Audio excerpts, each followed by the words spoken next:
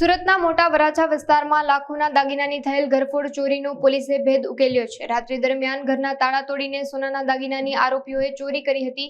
ત્યારે ચોરી કરનાર સિકલકર ગેંગના 2 આરોપીઓને ક્રાઇમ બ્રાન્ચે ઝડપી પાડ્યા છે અને ₹8,56,140 નો મુદ્દામાલ જપ્ત કર્યો છે। આરોપી અમીરસિંહ બાવરી અને શંકરસિંહ બાવરીએ ચોરી કર્યા બાદ દાગીના ઘર નજીક ખાડો ખોદી સંતાડ્યા હતા। એપ્રિલ મહિનામાં ઉત્તરાયણ પોલીસ સ્ટેશનમાં ઘરફોડનો ગુનો નોંધાયેલો, જેમાં 8,56,000 ની મત્તાનો મુદ્દામાલ છે એ ચોરીમાં ગયેલો, જે બાબતેની તપાસ ચાલુ હતી। જેમાં ક્રાઇમ બ્રાન્ચ દ્વારા ફૂટેજ અને અન્ય વિગતોના આધારે જે બંને આરોપી છે એને શોધી કાઢવામાં આવેલા છે અને બંને આરોપીને અટક કરી અને 8,56,000ની જે મુદ્દામાલ ગયો હતો એ એમની પાસેથી જવામાં લેવામાં આવેલું છે।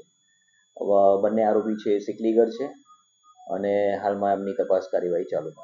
અત્યારે તો રેકર્ડ મારી પાસે ઉપલબ્ધ નથી, પણ એ ચેક કરતા ખબર પડશે।